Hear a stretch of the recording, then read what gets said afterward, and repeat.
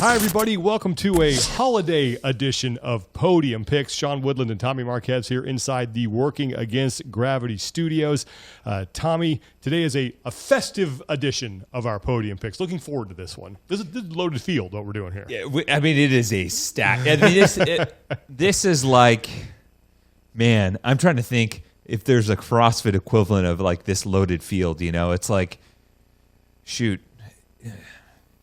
It's like 2 years of Wadapalooza and Dubai and the Rogue Invitational all combined into one. I think that's good. I mean, that's it's basically the games, but like if you took the top 10 of the games across the history of the games, that's what kind of field we're dealing with. Yeah. I mean, man, it's a tough one. So we're going to do our favorite holiday or Christmas songs. Oh, that's man, and it's just, I mean, too many to choose from here. We could do like 5 different shows and come up with different lists the whole time here. Oh man, this is tough. I had about as hard a time as with any. Yeah, this one was was tough. I had to go in my gut and just throw them out there, and it's like, okay, if those are the ones I came up with first, then those are the ones that I'm doing. Before we get into that, we want to thank our presenting sponsor for this episode, and that is Working Against Gravity. If you're looking to keep the gains that you've worked on all year through this treacherous holiday season, and then not only do that, but then get prepared for the Open, that is, a couple months away now. Yeah. Working Against Gravity is who you want in your corner. Oh, yeah. And there's still time for you guys to get in just before the New Year's. I know, the start of 2021, you want to get off onto a right foot, maybe get some things dialed in just in time, maybe leave 2020 behind you, and Working Against Gravity with their one-on-one nutrition coaching service can do that for you. Whether your lifestyle track or your performance track, you get your very own customized nutrition plan. You get your own coach. You do weekly check-ins. You'll have their proprietary seismic platform, which allows you to log all your macros, log your weight each day, log your feelings. It acts as a de facto little journal for me, so it allows me to kind of categorize my thoughts and my training and all the little different things that me and my coach have discussed about we want to focus on. I log my sleep there too as well. I take it from my Whoop app. But all of that is available to you through WAG's one-on-one nutrition coaching. If you want to go to workingagainstgravity.com, you click Get a Coach, pick which track you're on, use the code ELITE50. You'll get $50 off your first month, which we're almost 2 weeks into December. That'll carry you through the start of January. And if by then you're not fully satisfied, you get your money back. They have a 90-day money-back guarantee. So that'll basically get you through the start of the Open. So try it out. Give it a little test drive. Go to workingagainstgravity.com. Yeah, big fans of workingagainstgravity.com, and if you give them a try, you certainly will be too. All right, let's get into this. We are doing our top holiday or Christmas songs here, and we were discussing this before we came on, and there were a few that got thrown out there. I was like, oh man, I have to put that one on, but there wasn't room. There's so many that I'm leaving off, and I think that you and I have both said that we understand that we're going to stir up some controversy here. Yeah, because some people's favorites are going to just not be mentioned, and we apologize for that in advance. But these are our personal lists. You can have yours as well too. I mean, it's like picking from the dream team, It's I'm sorry if maybe Charles Barkley or Patrick Ewing or even maybe Larry Bird gets left off the list. It's possible. But remember, these are our picks because and I've got some some reasoning behind it. So. Okay, that's good. And I have some that are going to be. I have one that I think people are going to be like, "What?" Oh yeah. And so I look forward to bringing that one out there. I think it's my turn to start, right? Yep. Okay. So we will start with Spirit of the Games and the Dark Horse. Now, Spirit of the Games, this one I think is right down the middle. It is a holiday song Christmas song that everybody knows. It's one of the first that you learn. It has had many derivations as far as lyric changes and things like that, but that's Jingle Bells. Oh, Jingle Bells is the quintessential just 7-iron down the middle of the fairway holiday Christmas song. You're not trying to go for broke off the first tee and just hit a duck hook into the water hazard. Everyone knows it. You can just if you're going caroling, yeah. I don't even know if people go caroling anymore, but probably not now. And that's a lost art, I feel like. It is a lost art. But if you were, and you just got a random group of people together, you all know that one. Oh, yeah. You don't have to get anybody up to speed 100% on Jingle Bells. I remember it's probably one of the first Christmas songs that I ever learned. And all the makeshift versions that you made up in grade school. Yes, exactly. Those two. So it was just a good, wholesome Christmas song that when you heard it, you probably sang it in class Oh, yeah. I know we did. And then there's always that one kid that threw in the Batman smells. Yeah, exactly. Yep. Daniel. Come on, Daniel. Let's get with the program here. All right, so that is my spirit of the games. Now, my dark horse. Okay. My dark horse is one of my favorite songs, period, ever. Oh, okay. And it is "Ode to Joy" by Beethoven. Oh, yeah. And one of the reasons why, and I don't know if you could consider this is why I consider it a Christmas song, is because it is prominently heard in Die Hard. Like you can hear it at the party when it first shows up at the party, the strings, the orchestra, I guess, the string. I know how to play "Ode to Joy" on my recorder. Well, there you go. Yeah. See, that's another one. And on the piano. And it's I love that. It's a fantastic song. It was I think it was in the Die Hard trailer. Like that's just because it ain't Christmas until I see Hans Gruber falling off the balcony of the Nakatomi building. Right? Exactly. and it was fun fact. It was performed on Christmas Day after the fall of the Berlin Wall. So well, there you go. Freedom. Yeah. So why not celebrate that? But I remember that there was. And this has nothing to do with Christmas, but it was that movie Immortal Beloved that Gary Oldman was in, who played Beethoven. And there's a fantastic version of it in that movie. And in fact, I bought the soundtrack just for that song alone. But it is one of my favorite songs of all time. I feel like it fits very well in the holidays because it was in Die Hard. So okay, all right. I'm going to give that my dark horse. Do you have renditions of either ones? Because I included specific versions for mine. Well, if I were going to include a version, I would say, and it doesn't appear in a holiday movie or a Christmas movie, but I would say the version from Immortal Beloved is probably my favorite. It's condensed a little bit, I think. Yeah. But there's some. I remember seeing that movie and just loving the way that they put that song in there with the. I only saw it once, but it definitely made an impact on me. All right. Some good and like uncharacteristic picks. I like that. I did not see "Ode to Joy" coming. I will say that. That's the. It's a dark horse. Yeah, in the draft, it's I didn't get the guy. I got my guy. That's exactly and I think that's what's going on with a lot of these picks. Like we are building different teams. Everyone's going to build a different team. Mine is going to be rather eclectic, I think. All right, yeah, I'm not saying it's the same outcome, but it's like the Bears picking Mitch Trubisky or the Giants picking Daniel Jones. Okay, but don't compare. No. Okay, but I mean the Daniel Jones pick is working out a little bit better than Mitch is right now. So for sure. All right, my spirit of the games. Is "Have Yourself a Merry Little Christmas" by Frank Sinatra, Old Blue Eyes. Good. And to me, this is the quintessential night ender, right? Because the last line in the song, it's the Christmas party, or you've been hanging out with your family. Mom's had a few brandies. You've had a little bit of punch and some. I'm stuffed to the gills with my mom's fudge and peanut brittle, and then I've had myself a cocktail, and then you just play that, and you just kind of sink into the couch, and then when he says that, and have yourself a merry little Christmas, and then there's the pause. Oh man, I want. And some then everyone just right goes. now. And then everybody just kind of like floats, and you're like, oh yeah. Oh, that's a good one. Good. And that's just the way to end it, right?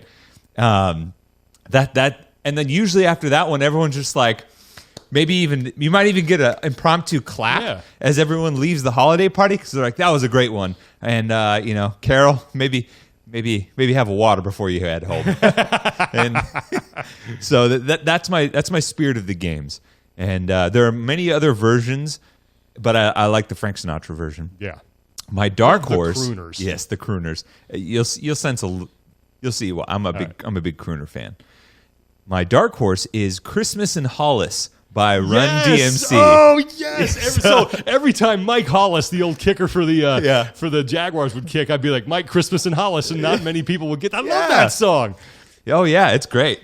And it was featured in The Night Before, which is another great Christmas movie that was more recent. It's hilarious with Seth Rogen, but I've always been a big fan of it. My cousins would always listen to it because they were big rap fans, and when I was young, and trying to be like them. Dun, dun, dun, Yeah. dun. That's it, right? Yeah. It's Christmas time in Hollis, Queens.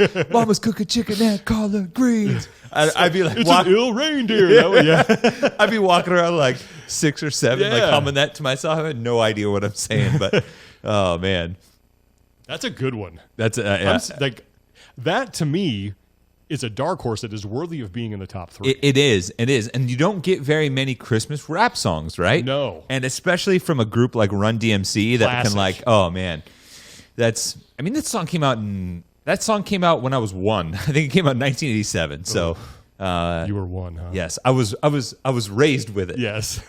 But yeah, that's my dark horse.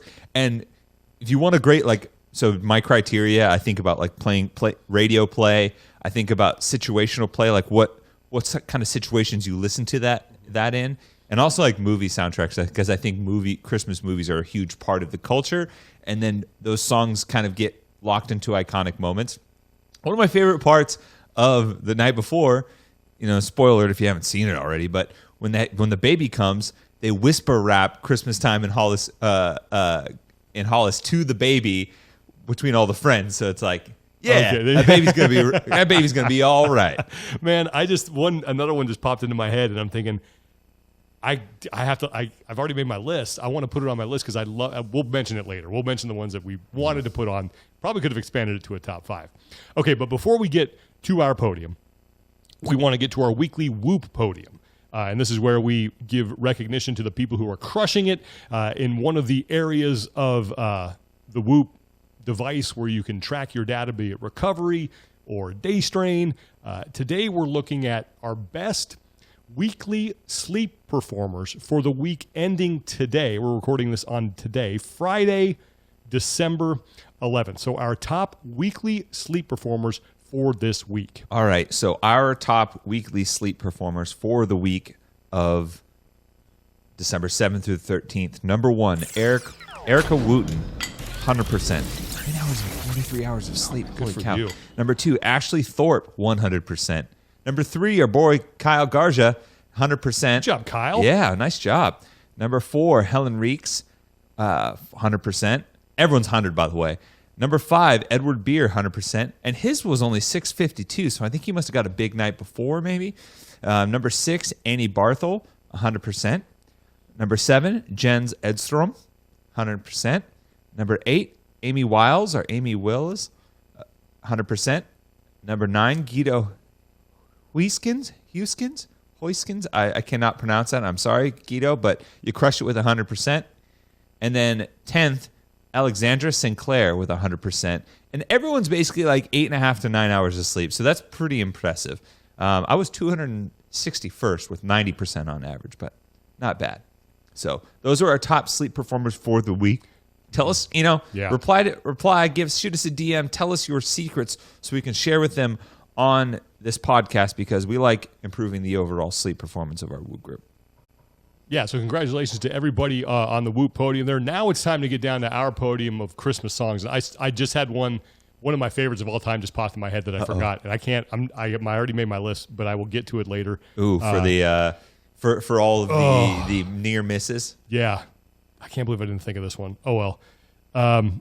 Okay, so I will start with my podium. I'll start with my third place pick, and this, like your dark horse, is one that is, probably not many people have. Many more people have heard Christmas in Hollis than have heard this one. This is a song by the punk rock band The Vandals. Ooh. And they play it every year at their Christmas formal that they are. I believe they're doing it again. It is called "Oi to the World."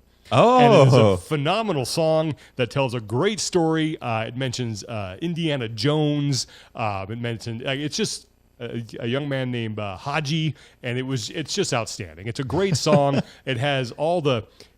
I think it's tough to take a genre music. It doesn't matter what it is, especially punk rock, and make it sound like Christmas. Where you have the bells and you have the traditional sort of rhythmic patterns, and the tune and the way that the song progresses that you would recognize as a holiday song. And they do it with this one. It's a blast. It's a lot of fun to listen to. I actually just love listening to it. Yeah. Anytime. So yeah, it's That's my number 3. And I and just have, le- I have Christmas music just Yeah. like going through my Was head. a punk just like any other one. That's how it goes. There you go. That's, so that's a it's classic yeah. Sean Woodland. Said, The "Oi to the Vandals. punks, and oi to the skids, and oi to the world, because everybody wins." Yeah, that's it. So that's my number 3. So let's get into Tommy's podium now. So my number 3 is "Rockin' Around the Christmas Tree" by Brenda Lee. Ooh, Yes. So this one to me, I think of like setting up, like you put the song on, right? And everybody's decorating the tree. And this is one that you put on kind of early to get the party started, Okay. just to get going. And to me, there isn't it's one of the most iconic Christmas movie musical accompaniments is with this song and Macaulay Culkin in the original Home Alone. And when the robbers, Joe Pesci and his sidekick, show up, they think people are actually still at the house, and he's playing that song, and he's using the strings to like move like up like a mannequin, like a puppet, and there's like a Michael Jordan poster Yep. on a I remember that. train going around. Like, oh my gosh, it's there's like so many different moments that I feel like from this, it just gets the party going. You know, it's provocative, and there's one spot in particular that if you're singing like. And everybody like kind of gets together. It's like a hey, and it's like voices singing, let's be jolly, deck the halls with boughs of holly, and everybody's just like, and everybody like hits the deck really hard, you Yeah. know. And it's one of those great songs that has those moments where everyone knows what to do, much like "Sweet Caroline." yes, Yeah. yes, exactly. And the intro, like the intro jingle, just kind of lets you know right away. But yeah. Okay, I like that. Rocking So around I the Christmas tree Yeah. at the Christmas party. And it's got a little guitar, It you does. know, like It's a little snatch it pop. puts you. You know what? I feel like that's the song that you listen to maybe a couple before "Have Yourself a Merry Little Christmas" by Yeah. Frank Sinatra. Yeah. because you get them going, Yeah. and then you sort of bring them down at the end of the night and send everybody off to bed Mm-hmm. happy. So that's a good progression. All right, I made the change. I had to, and I had to put this one in there because I can't believe I forgot it because it is one of my favorites. And it could be number 1, and that's why I had to put it in there. But there's a reason it's not. There's a reason why my number 1 is my number 1. But my number 2 is I know the name. I'm pretty sure the name of it is called "Linus and Lucy," and it is basically the theme song to the Charlie Brown Christmas. Yes. I love that song. I didn't even think about that. That's so good. Because I think about like that special, Charlie Brown Christmas, all those old TV specials that used to be on. To me, when I was a kid, it just meant that, yeah, this is a special time of year. Like, I loved sitting down to watch those, like Frosty the Snowman, Rudolph man. the Red-Nosed Reindeer, the Charlie Brown one for sure, and All it's of the little claymation ones, It's yeah. still like that special. I think debuted. I think it's like almost 60 years old. Like it's 1965. maybe 55 years old. Yeah. That special, and it holds up to this day. I mean, it's a classic, and that song just puts me in a good mood. I think we whenever used to hear have that on that Christmas soundtrack on vinyl. it. Probably Because it's I mean, overall, it's a great soundtrack Yeah. too. Oh man, gosh, that's where you learn. it's called Linus and Lucy. Yeah, Yeah, Yep. that's where you learn all you need is a bunch of kids to go around something and just wave their hands really fast, and it'll change the appearance of everything. You know? One of my favorite things we used to do back some of my buddies when we'd like put on some music, we'd all dance like Charlie Brown characters. Oh yeah, there you go. And then they have like the scene with when Lucy is trying to explain to Schroeder how to play Jingle Bells. You know, and he just goes ding ding ding. That's it. So yeah, Linus and Lucy. It was a late addition. Bumped out my other number 2 that I will mention later because my old number 2 is off one of my favorite songs as well. But I can't leave Linus. That's like Jerry Jones late in the draft, giving the call down. I had to pull the trigger. You got to draft this guy. It's like what the Cowboys did with CeeDee Lamb. You didn't expect it There to you be go. there, but you know what? You got to take the best available. Yep. Oh, that's a great pick. Thank you. My number 2 is another movie, and it's from another song. It's from the same movie, but I think this kind of fits in my theme of like some of the types of Christmas music I like. It's "Run Run Rudolph" by Chuck Berry. Oh yes, that's a great one. And that starts with another like great guitar riff. Oh man! And to me, one of my favorite sequences in Home Alone is when they're running through the airport trying to make their flight, and that's the song that's playing, and it's just like perfect. And you like Chuck Berry, like his guitar, and I mean, you can even go back to like his presence in like Back to the Future, like so Cousin Marvin, and that Run Run riff, to me, that's one that you play early in the party. You know, like you talked, like you can play the other one, like Rocking Around the Christmas Tree, a little bit towards the end. Run Rudolph, you put on like once everybody's had their first drink and you're like, all right, let's get some people on the dance floor. Yes. Let's finish off that punch, Jim, and let's let's go see you give us some water cooler talk for the rest of the office here. Oh man, there's always like anytime you have like that office holiday party, there's always that next. Like, can you believe how that? Like, did you see that guy out on the floor? Woo! Which for our to be fair, like that was pretty hard to do at our CrossFit HQ ones, given the shenanigans. But it was always still one of my favorite things. Quick aside is every year at HQ we would try to set the record for the largest bar tab for the Christmas party each year, and it was the restaurant that we always did it at loved us, absolutely loved us. Did. It's like get as much Macallan 18 as you can, and at one point I remember the bartender brought out these bottles of scotch and bourbon that he had found at an auction, and he's like, I never thought I would sell these, but the people that had to make the decision were like, give it to us right away. We're like, all right. It's like we're trying to set a record here. That's fantastic. All right, so now we're down to it. We're down to number one. Yeah. So my number one, and this is the reason this song is number one. I would say it's not necessarily. I mean, I like as far as just listening to songs. I like a lot the same amount as I like this one. But when it comes down to the memories it brings back for me, it's just like screams childhood Christmas, and that is Little Drummer Boy by Perry Como. Yes, yeah, Perry Como. Okay, there you go. My parents had this old like record player / radio where you could keep your albums, and the thing was like the size of a coffin, and it was brown, and it had the slide back lid. So you had on the left is where you kept all your albums, like you could thumb through them, and then you would slide the thing back, and then the right is where you had your turntable, and you had your radio that had knobs like that were size of like 57 Buick hubcaps that you had to like crank with both hands.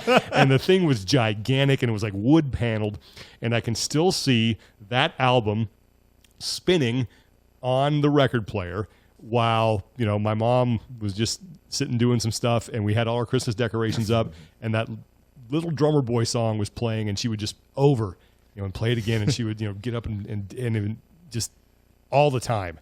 And I never got tired of it. And when I think back on it, it's like I'm so thankful that I have those great memories of Christmas being that special. And then I just actually heard another version the other day when I just had some Christmas music on while we were putting up the tree, by a group, and I don't know what, I think they're country, I'm not sure, called For King and Country. Oh, and okay. They play, and it's a phenomenal version of it too. So I would even put that one up there. But for me, as far as just nostalgia and the ultimate memories of Christmas, it's got to be Little Drummer Boy. Oh yeah, that's a great one. So that's the Peter Griffin version. The Peter Griffin version is phenomenal. Yeah. Oh, that's a great one. Up in my bum.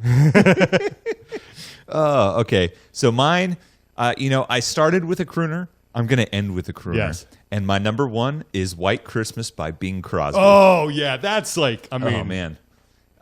You want to talk about like Hall of Fame first ballot Christmas songs. That's good. Christmas, just like the one I used to know. Wow. That's my favorite. Like one of my favorites. I'm gonna give you an applause on that one. Well done, Thanks. Tommy.